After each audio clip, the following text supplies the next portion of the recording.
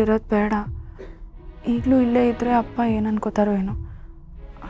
ನಾನು ರೂಮಿಗೆ ಹೋಗ್ಬಿಡ್ತೀನಿ.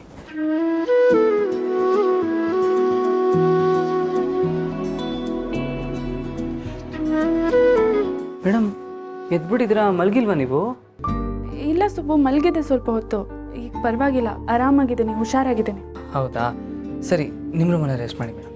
ಸುಬ್ಬು, ನಿಜ ಹೇಳು, ನೀನು ಯಾಕೋ ತುಂಬ ಬೇಜಾರಲ್ಲಿದೆಯಾ ಅನ್ನಿಸ್ತಾ ಇದೆ. ನೀನು ಮೊದಲಿನ ಥರ ಇಲ್ಲ, ಯಾವಾಗಲೂ ಖುಷಿಯಾಗಿರ್ತಿದ್ದೆ. ಈಗ ಖುಷಿನೂ ಇಲ್ಲ, ನಗುನೂ ಇಲ್ಲ. ಏನಾಯಿತು? ಏನಿಲ್ಲ ಮೇಡಮ್, ಇರುತ್ತಲ್ಲ ಅದೇ ಟೆನ್ಷನ್ನು ಅಷ್ಟೇ, ಇನ್ನೇನು.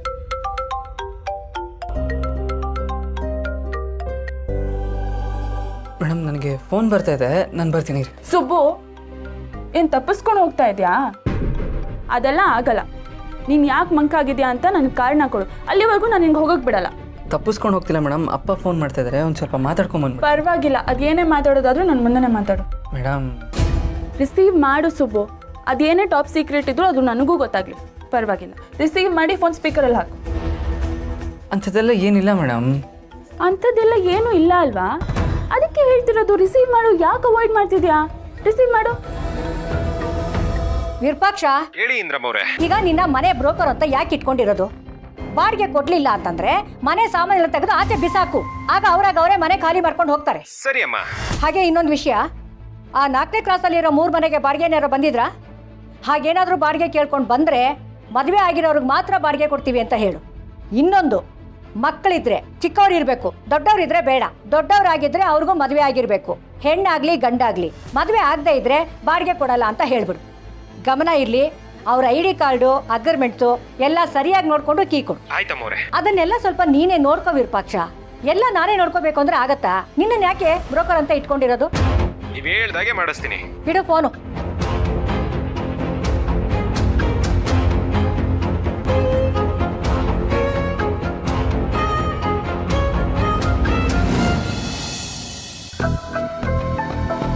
ಅಪ್ಪ.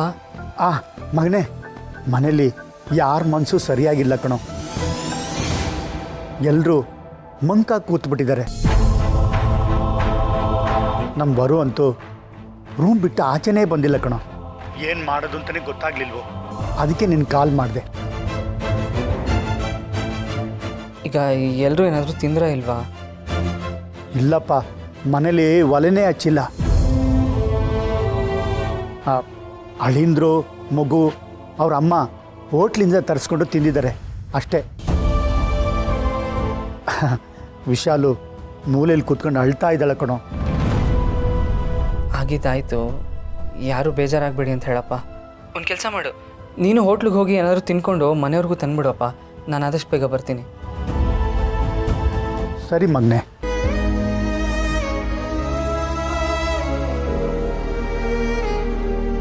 ಸುಬ್ಬು, ಏನ್ ಸುಬ್ಬು ಇದೆಲ್ಲ? ಏನಾಗಿದೆ ಮನೇಲಿ?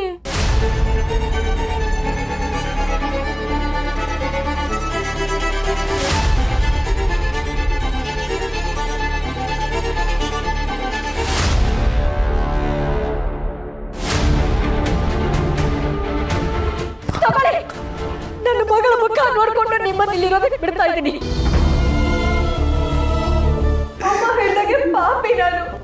ನನ್ನಿಂದಲೇ ಮನೆ ಮರ್ಯಾದೆಲ್ಲ ಹಾಳಾಗ್ತದೆ. ನನಗೆ ಬದುಕಿರೋದೇ ತಪ್ಪು ಅಂತ ಅನಿಸ್ತದೆ. ಸುಬ್ಬು, ನಿಮ್ಮ ಮನೇಲಿ ಇಷ್ಟೆಲ್ಲ ನಡೆದಿದ್ರು ನೀನು ನನಗೆ ಒಂದು ಮಾತು ಹೇಳಿಲ್ಲ, ಯಾಕೆ? ಮೇಡಮ್, ಸಂತೋಷನ ಎಲ್ಲರ ಜೊತೆ ಹಂಚ್ಕೋಬೇಕು, ಕಷ್ಟನ ಒಬ್ಬರೇ ಅನುಭವಿಸ್ಬೇಕು. ನಾನಂತೂ ಚಿಕ್ಕವನಿದ್ದಾಗಿಂದ ಹೀಗೆ ಬೆಳ್ಕೊಂಬಂದಿರೋದು. ಇವತ್ತಿಗೆ ಕಷ್ಟ ದೊಡ್ಡದು ಅನ್ಸ್ಬೋದು ಮೇಡಮ್, ಆದರೆ ಕಾಲ ಹೀಗೆ ಇರಲ್ಲ. ಮುಂದೆ ಇದೇ ಕಷ್ಟ ತುಂಬ ಚಿಕ್ಕದಾಗಿ ಕಾಣಿಸ್ಬಿಡುತ್ತೆ ನಮಗೆ. ಅದೇನೇ ಇದ್ರೂ ನಾನಂತೂ ಎದುರಿಸ್ತೀನಿ ಮೇಡಮ್, ನಾನಂತೂ ಎದುರಿಸ್ತೀನಿ. ಈಗ ಅದೆಲ್ಲ ಬಿಡಿ, ನೀವು ಹೋಗಿ ನಿಮ್ಮ ರೂಮಲ್ಲಿ ರೆಸ್ಟ್ ಮಾಡಿ ಮೇಡಮ್.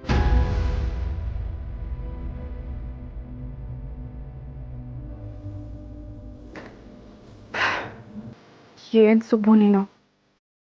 ಎಲ್ರಿಗೂ ಸಂತೋಷ ಅಷ್ಟೇ ಹಂಚ್ಬೇಕು ಅಂತ ನೀನು ಅಂದ್ಕೊಂಡಿರೋವಾಗ ನಿನ್ನ ಕಷ್ಟನ ನಾನು ಹಂಚ್ಕೋಬೇಕು ಅಂತ ನನಗನ್ಸಲ್ವಾ?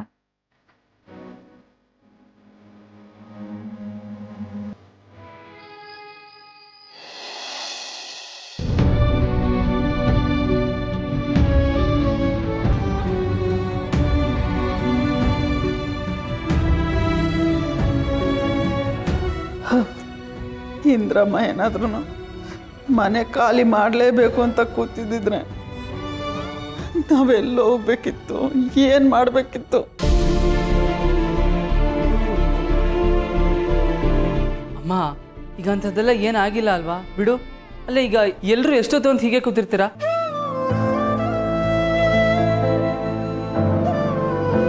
ಲೇ ವಿಶಾಲು, ನಮ್ಮ ಸುಬ್ಬುಗೆ ರಾಜಯೋಗ ಗಣೆ, ಹಾಗಲ್ಲ ಆಗಲ್ಲ.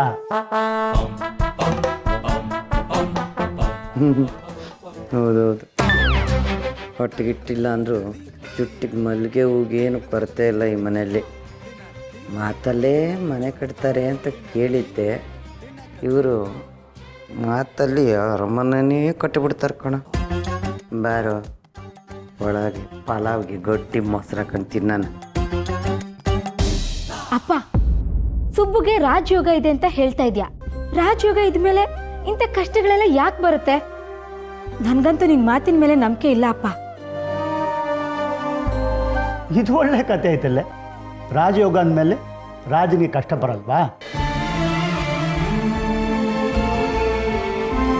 ರಾಜ ಅಂದರೆ ಕಷ್ಟ ಸುಖನ ಸಮನಾಗಿ ಕಾಣೋನು, ತನ್ನನ್ನು ನಂಬ್ಕೊಂಡಿರೋನೆಲ್ಲ ಕಾಪಾಡ್ಕೊಳ್ಳೋನು, ತನ್ನವ್ರಿಗೋಸ್ಕರ ಯುದ್ಧ ಮಾಡಿ ಗೆಲ್ಲೋನು. ಆ ಥರ ಯೋಚನೆ ಮಾಡಿದ್ರೆ ನಮ್ಮ ಸುಬ್ಬು ರಾಜ ತಾನೆ.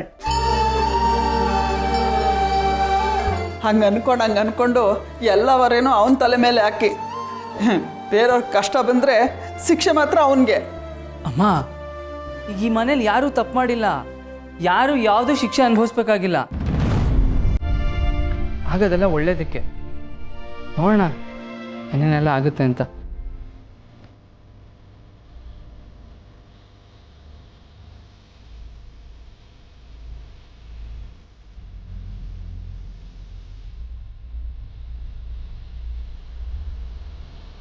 ಅಣ್ಣ, ಮನೇಲಿ ಯಾರು ತಪ್ಪು ಮಾಡಿಲ್ಲ ಅಂತ ಯಾಕೆ ಹೇಳ್ತಿದ್ಯಾ?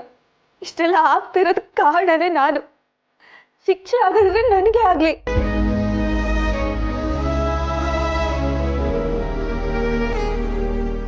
ನಾನು ಇನ್ಮೇಲೆ ಓದಲ್ಲ ಅಣ್ಣ, ಕೆಲ್ಸಕ್ಕೆ ಹೋಗ್ತೀನಿ. ನಾನೇ ದುಡ್ದು ಬಾಡಿಗೆ ಕಟ್ತೀನಿ. ಓಹೋ, ಅಷ್ಟೊಂದು ದೊಡ್ಡೋಳಾಗ್ಬಿಟ್ಟಿದ್ಯಾ ನೀನು ಇವಾಗ? ನಾನು ನಿಜ ಹೇಳ್ತಿದ್ದೀನಿ ಅಣ್ಣ, ಕೆಲ್ಸಕ್ಕೆ ಹೋಗ್ತೀನಿ. ಸರಿ, ನಿನ್ನ ಪಾಲಿಗೆ ನಿನ್ನ ಅಣ್ಣ ಇಲ್ಲ ಅಂತ ಅನ್ಕೊಳಂಗಿದ್ರೆ ಕೆಲ್ಸಕ್ಕೆ ಹೋಗು. ಅಣ್ಣ, ಸುಬ್ರಹ್ಮಣ್ಯ, ಏನಂತ ಮಾತಾಡ್ತೀಯೋ? ನೀನೀಗೆಲ್ಲ ಮಾತಾಡಿದ್ರೆ ನಮಗೆ ಪ್ರಾಣ ಹೋದಂಗಾಗುತ್ತೋ? ನೋಡು ಮಗಳೇ, ನಿಮ್ಮ ಅಣ್ಣ ನಿನ್ನ ಮೇಲೆ ಪ್ರಾಣನೇ ಇಟ್ಕೊಂಡಿದ್ದಾನೆ. ನೀನು ಚೆನ್ನಾಗಿ ಓದಬೇಕು, ನಿನಗೊಂದು ಒಳ್ಳೆ ಭವಿಷ್ಯ ಸಿಗಬೇಕು ಅಂತ ಬೆಟ್ಟದಷ್ಟು ಆಸೆ ಇಟ್ಕೊಂಡಿದ್ದಾನೆ. ಅಂಥದ್ರಲ್ಲಿ ನೀನು ಓದಲ್ಲ, ಕೆಲ್ಸಕ್ಕೆ ಸೇರ್ಕೋತೀನಿ ಅಂದರೆ ಅವನ ಮನಸ್ಸಿಗೆ ನೋವಾಗೋದಿಲ್ವಾ? ನೀನು ಇವತ್ತು ಚೆನ್ನಾಗಿ ಓದಿದ್ರೆ ನಾಳೆ ನಿನ್ನ ಮಕ್ಕಳಿಗಿಂತ ಪರಿಸ್ಥಿತಿ ಬರಲ್ಲ. ವರ, ಇದು ಯಾವುದಕ್ಕೂ ನೀನು ಕಾರಣನೇ ಅಲ್ಲ. ಏನೇನಾಗಬೇಕಾಗಿತ್ತೋ ಅದೆಲ್ಲ ಆಗ್ತಿದೆ. ಇದಕ್ಕೆಲ್ಲ ನೀನೊಂದು ನೆಪ ಅಷ್ಟೆ. ಜೀವನ ಅಂದಮೇಲೆ ಏಳು ಬೀಳು ಇದ್ದೇ ಇರುತ್ತೆ. ಅದಕ್ಕೆ ನಾನು ಕಾರಣ ನೀನು ಕಾರಣ ಅಂತ ಕೊರಗ್ತಾ ಕುತ್ಕೊಳ್ಳೋದು ಬಿಟ್ಟು ಎಲ್ಲರೂ ಒಗ್ಗಟ್ಟಾಗಿ ಬಂದಿರೋ ಸಮಸ್ಯೆನ ಎದುರಿಸ್ಬೇಕು. ನೀನು ಇದ್ರ ಬಗ್ಗೆ ಎಲ್ಲ ತಲೆ ಕೆಡಿಸ್ಕೋಬೇಡ. ಹೋಗು, ಊಟ ಮಾಡು. ಅಮ್ಮ ನಡೀರಿ, ಎಲ್ಲ ಊಟ ಮಾಡಿ. ಪಾಪ, ಊಟ ಮಾಡೋಣ. ಇದೇ ಬೇಜಾರಲ್ಲಿ ಬೆಳಗ್ಗೆಯಿಂದ ಯಾರೂ ಊಟ ಮಾಡಿಲ್ಲ. ಆ ಮಗು ಜೊತೆ ಬೀಗ್ತಿಯವರು ಅಳಿಂದ್ರು ಬಿಟ್ರೆ ನಾವ್ಯಾರೂ ತಿಂದಿಲ್ಲ. ನಮ್ಮ ಸುಬ್ಬು ಒಪ್ಪತ್ತಿರ್ತಾನೆ, ನನಗೆ ಗೊತ್ತು. ಅವನು ಹಸ್ಕೊಂಡೇ ಇರ್ತಾನೆ. ನಡಿ, ಅವನಿಗೂ ಬಡಿಸು. ಅಮ್ಮ, ಎಲ್ರಿಗೂ ಇವತ್ತು ನೀನೇ ಕೈ ತೂತ್ ಕೊಡ್ತೀಯಾ? ನಿನ್ನ ಕೈ ತೂತ್ ತಿನ್ಬೇಕು ಅಂತ ಆಸೆ ಆಗ್ತಾ ಇದೆ. ಆಸೆ ಆಗ್ತಿದ್ದೆ ಮಗನೆ, ಅದನ್ನ ಕೇಳ್ತಿಯಲ್ಲೋ? ತಗೊಂಡ್ಬರ್ತೀನಿರು. ಬರ ಅಬ್ಬಾ.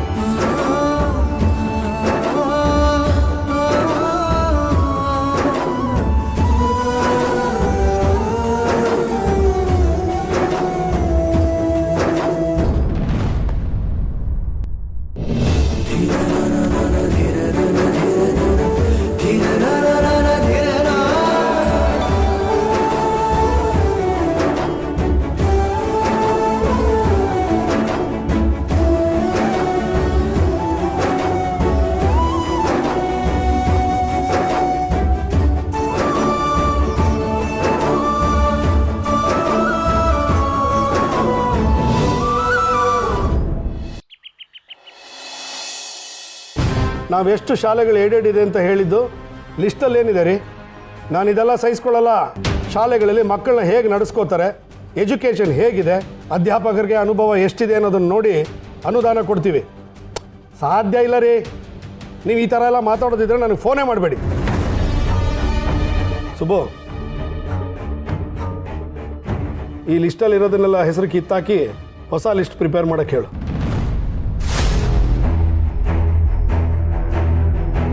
ಸುಬ್ಬು, ಲೇ ಸುಬ್ಬು. ಯಜಮಾನ್ರೆ ಸರಿ, ನೀವು ಹೇಳಿದ್ದು ಕೇಳಿಸ್ಲಿಲ್ಲ. ಯಾಕೋ, ಏನು ಯೋಚನೆ ಮಾಡ್ತಾ ಇದೀಯಾ? ಏನಿಲ್ಲ ಯಜಮಾನ್ರೆ. ನೋಡೋ, ನಿನ್ನ ಮನಸ್ಸಲ್ಲಿ ಏನೋ ಕೊರಿತಾ ಇದೆ ಅಂತ ನನಗೆ ಗೊತ್ತು. ಅದೇನು ಅಂತ ಹೇಳು. ಅಯ್ಯೋ ಅಂಥದ್ದೆಲ್ಲ ಏನಿಲ್ಲ ಯಜಮಾನ್ರೆ, ನೀವು ಕೊನೆದಾಗ ಹೇಳಿದ್ರಲ್ಲ ಅದಕ್ಕೆ ಕೇಳಿಸಿಲ್ಲ ಅಷ್ಟೇ. ಏನು ಹೇಳಿ? ನೋಡು, ನಾನು ಕೆಲವು ಶಾಲೆಗಳನ್ನ ಮಾರ್ಕ್ ಮಾಡಿದ್ದೀನಿ. ಅವ್ರ ಲೈಸೆನ್ಸ್ ರದ್ದಾಗಬೇಕು. ಆ ಶಾಲೆಯಲ್ಲಿ ಓದ್ತಾರೋ ವಿದ್ಯಾರ್ಥಿಗಳನ್ನೆಲ್ಲ ಬೇರೆ ಸ್ಕೂಲಿಗೆ ಸೇರಿಸೋ ವ್ಯವಸ್ಥೆ ಮಾಡಬೇಕು. ಎಜುಕೇಷನ್ನ ದಂಧೆ ಮಾಡ್ಕೊಂಡ್ಬಿಟ್ಟಿದ್ದಾರೆ ಇಡಿಯಟ್ಸ್. ಈ ಲಿಸ್ಟಲ್ಲಿರೋ ಸ್ಕೂಲ್ಗಳ ಹೆಸರು ಹೇಳ್ಕೊಂಡು ಯಾರು ನಮ್ಮ ಆಫೀಸ್ ಮೆಟ್ಲತ್ತಬಾರ್ದು. ಇದನ್ನೆಲ್ಲ ನಾನು ಪ್ರಶಾಂತ್ ಹತ್ರನೂ ಮಾತಾಡ್ತೀನಿ.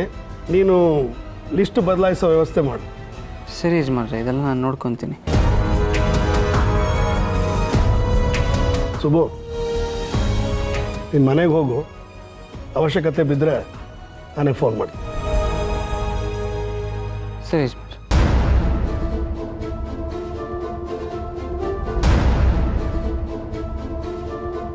ಸುರೇಂದ್ರ, ಅಣ್ಣ, ಸುಬ್ಬು ಯಾವುದೋ ಟೆನ್ಷನಲ್ಲಿದ್ದಾನೆ ಅಂತ ಅನ್ನಿಸ್ತಾ ಇಲ್ವಾ? ಹೌದಣ್ಣ, ನನಗೂ ಹಾಗೆ ಅನ್ನಿಸ್ತಿದೆ. ತುಂಬ ಮಂಕಾಗಿದ್ದಾನೆ.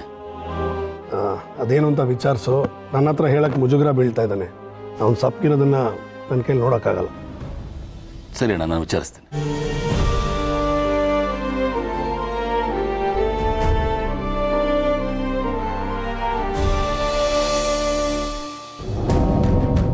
ಅಮ್ಮ ನನಗೆ ಬೇರೆ ಹುಡುಗಿನ ಮದುವೆ ಮಾಡ್ಕೊಂತ ಹಿಂಸೆ ಕೊಡ್ತಿದ್ದಾರೆ. ಆದರೆ ನನಗೆ ಇನ್ನೊಬ್ರ ಜೊತೆ ಬದುಕೋ ಆಸೆ ಇಲ್ಲ. ಈಗ ಏನು ಮಾಡೋದು ನಾವು? ಏನ್ ಮಾಡಕ್ಕಾಗತ್ತೆ ಬರ್ದ? ನಾವಿಬ್ರು ಒಂದಾಗಕ್ಕೆ ನಿಮ್ಮಮ್ಮ ಖಂಡಿತ ಬಿಡಲ್ಲ.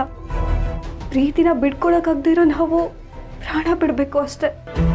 ಛೇ, ಹಾಗೆಲ್ಲ ಮಾತಾಡಬೇಡ. ಅವರು ಅದೆಂಥ ಪರಿಸ್ಥಿತಿ ಬಂದರೂ ಕೂಡ ನಮ್ಮ ಪ್ರೀತಿನ ಉಳಿಸ್ಕೊಳ್ಳೇಬೇಕು. ಅದೆಲ್ಲ ಕನಸು ಅಂತ ಅನ್ನಿಸ್ತದೆ. ನಮ್ಮನೆ ಪರಿಸ್ಥಿತಿ ಹೇಗಿದೆ ಗೊತ್ತಾ ವರ್ದ? ನಿಮ್ಮಮ್ಮ ಅಷ್ಟೆಲ್ಲ ಅವಮಾನ ಮಾಡಿದ್ಮೇಲೆ ನಮ್ಮನೆಯವರು ತುಂಬ ನೊಂದ್ಕೊಂಡಿದ್ದಾರೆ. ಅವರೆಲ್ಲರೂ ಮುಂದೆ ನನಗೆ ತಲೆ ಎತ್ತಿ ನಿಲ್ಲಕ್ಕಾಗ್ತಾ ಇಲ್ಲ. ಅಮ್ಮ ಅಂತೂ ಒಂದೇ ಸಮನೆ ಅಳ್ತಾ ಇದ್ದಾರೆ. ಇನ್ಮೇಲೆ ನನ್ನ ಮನೆಯಿಂದ ಆಚೆ ಬರೋಕ್ಕೂ ಆಗಲ್ಲ ಅನ್ಸತ್ತೆ. ಆಚೆ ಬರೋಕ್ಕೆ ನಮ್ಮ ಮನೆಯವ್ರು ತಡೀತಾರೆ. ಆಚೆ ಬಂದರೆ ನಿಮ್ಮಮ್ಮ ಕೋಪ ಮಾಡ್ಕೊಡ್ತಾರೆ. ಈ ಥರ ಬದುಕೋದಕ್ಕಿಂತ ಸಾಯೋದೇ ಮೇಲಲ್ವಾ? ಹಾಗೆಲ್ಲ ಮಾತಾಡಬೇಡ ಅಂತ ಹೇಳಿದ್ನಲ್ಲ. ಸಾವೇ ಎಲ್ಲದಕ್ಕೂ ಪರಿಹಾರ ಅಲ್ಲ. ಜೀವನದಲ್ಲಿ ಯಾವ ಸಮಸ್ಯೆನೂ ಶಾಶ್ವತ ಅಲ್ಲ. ಮತ್ತಿನ್ನೇನು ಮಾಡು ಅಂತ ಹೇಳ್ತೀಯ? ನಾನಂತೂ ಮನೆಯವ್ರಿಗೆ ಇನ್ನೇನು ಹೇಳೋಕ್ಕಾಗಲ್ಲ. ನನಗೆ ಅವ್ರ ಮುಂದೆ ಮಾತಾಡೋಷ್ಟು ಧೈರ್ಯನೂ ಇಲ್ಲ. ಹಾಗಾದ್ರೆ ನನ್ನನ್ನು ಮರ್ತ್ಬಿಡ್ತೀಯಾ? ಜೀವ ಇರೋವರೆಗೂ ನಿನ್ನನ್ನು ಮರೆಯೋಕ್ಕೆ ಸಾಧ್ಯನೇ ಇಲ್ಲ ವರ್ದ. ನನ್ನ ಕುತ್ತಿಗೆಗೆ ತಾಳಿ ಕಟ್ಟೋದಾದ್ರೆ ಅದು ನೀನು ಮಾತ್ರ. ನೀನು ಸಿಗ್ಲಿಲ್ಲ ಅಂದರೆ ನೀನೇನು ಮಾತಾಡಬೇಡ. ಬದುಕೆ ಮುಗ್ದೋಯ್ತು ಅನ್ಕೊಳ್ಳೋರು ಹೇಡಿಗಳು. ಬದುಕೋಕೆ ಒಂದಲ್ಲ ಒಂದು ದಾರಿ ಹುಡುಕಿ ಆ ದಾರಿಲಿ ಧೈರ್ಯವಾಗಿ ಇಷ್ಟಪಟ್ಟವ್ರ ಜೊತೆ ಹೆಜ್ಜೆ ಹಾಕೋರು ಪ್ರೇಮಿಗಳು. ದಾರಿನ? ಹೌದು. ನಮ್ಮ ಬಗ್ಗೆ ನಮ್ಮ ಫ್ರೆಂಡ್ಸ್ಗೆಲ್ಲ ಹೇಳಿದ್ದೀನಿ. ಅವರು ನನಗೊಂದು ಐಡಿಯಾ ಕೊಟ್ಟಿದ್ದಾರೆ. ಹೌದಾ? ಏನದು? ಮನೆಯವ್ರು ಯಾರು ನಮ್ಮ ಪ್ರೀತಿನ ಒಪ್ಕೊಳ್ಳಿಲ್ಲ ಅಂದಮೇಲೆ ನಾವಿಬ್ರು ಮನೆ ಬಿಟ್ಟು ಓಡೋಗ್ಬೋದಲ್ವಾ?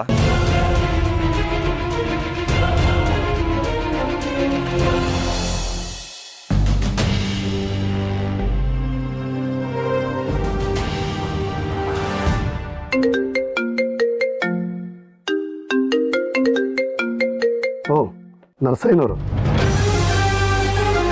ಹಲೋ ನರಸಯ್ಯನವರೇ. ವೀರೇಂದ್ರ, ಹೇಗಿದ್ದೀರಿ? ನಾನು ಚೆನ್ನಾಗಿದ್ದೀನಿ. ಶ್ರಾವಣಿ ವ್ರತ ಮಾಡ್ತಾ ಇದ್ದಾಳಲ್ವಾ? ಹೌದೌದು, ಅವಳು ವ್ರತದಲ್ಲೇ ಇದ್ದಾಳೆ. ಭಯ, ಭಕ್ತಿ, ಶ್ರದ್ಧೆ ಜೊತೆಗೆ ಅಜ್ಜಿ ನೋಡ್ತೀನಿ ಅನ್ನೋ ಕಾತ್ರ ಎಲ್ಲ ಅವಳಿಗಿದೆ. ಏನು ಚಿಂತೆ ಮಾಡಬೇಡಿ, ಅವಳು ಖಂಡಿತ ವ್ರತನ ತಪ್ಪಿಸಲ್ಲ. ಹಾ ವೀರೇಂದ್ರ, ನಿಮಗೊಂದು ಮುಖ್ಯವಾದ ವಿಷಯ ಹೇಳ್ಬೇಕಾಗಿತ್ತು. ಮುಖ್ಯವಾದ ವಿಷಯನ ಹೇಳಿ. ಶ್ರಾವಣಿ ಸಾಲಿಗ್ರಾಮಕ್ಕೆ ಬರುವವರೆಗೂ ಮನೆಯಿಂದ ಆಚೆ ಎಲ್ಲೂ ಹೊರಗಡೆ ತಿರುಗಾಡಬಾರದು. ಹೌದಾ? ಸರಿ ನರಸಯ್ಯನವರೇ, ಅವಳೇನಾದ್ರೂ ಆಚೆ ಹೋದ್ರೆ ಅವಳಿಗೊಂದು ಕಂಟಕ ಎದುರಾಗುತ್ತೆ. ಕಂಟಕನ ಚಚೆ, ನೀವು ಅದ್ರ ಬಗ್ಗೆ ಚಿಂತನೆ ಮಾಡಬೇಡಿ. ಅವಳು ಆಚೆ ಹೋದ್ರೆ ತಾನೇ ಕಂಟಕ ಎಲ್ಲ ಬರೋದು. ಅವಳು ಹೆಚ್ಚಾಗಿ ಎಲ್ಲೂ ಆಚೆ ಹೋಗಲ್ಲ, ನೀವೇನು ಚಿಂತೆ ಮಾಡಬೇಡಿ. ಅತ್ತೆಯವ್ರನ್ನ ನಾನು ಕೇಳಿದೆ ಅಂತ ಹೇಳಿ. ಸರಿನಪ್ಪ. ಸರಿ. ವಂದನಾ, ಅಮ್ಮ ವಂದನಾ.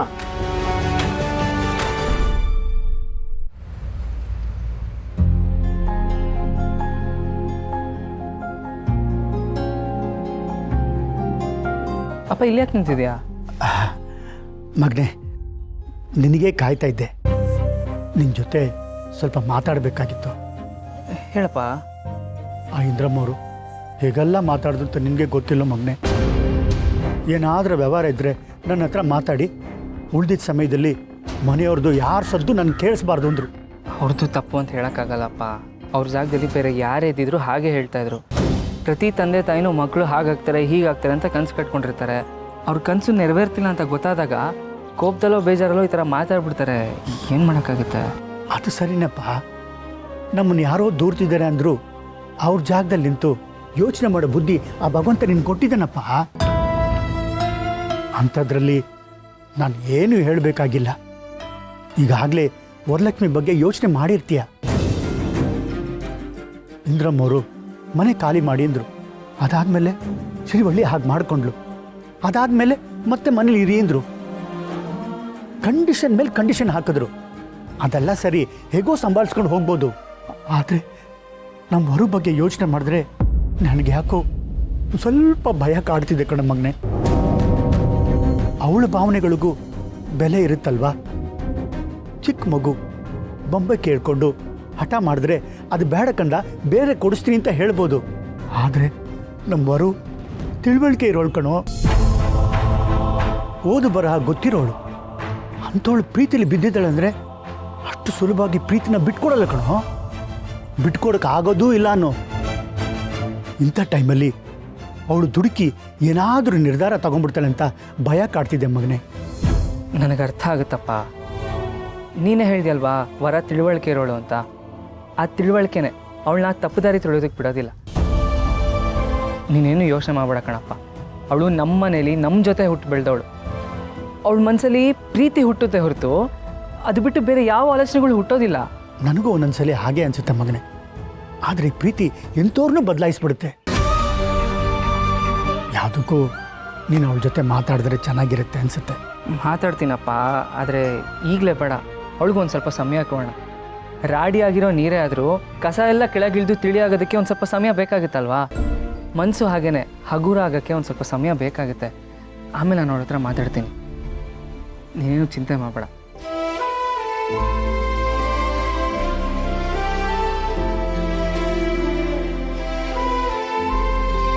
ಅಲ್ಲ, ಹಾಂ ಸರಿಪ್ಪ.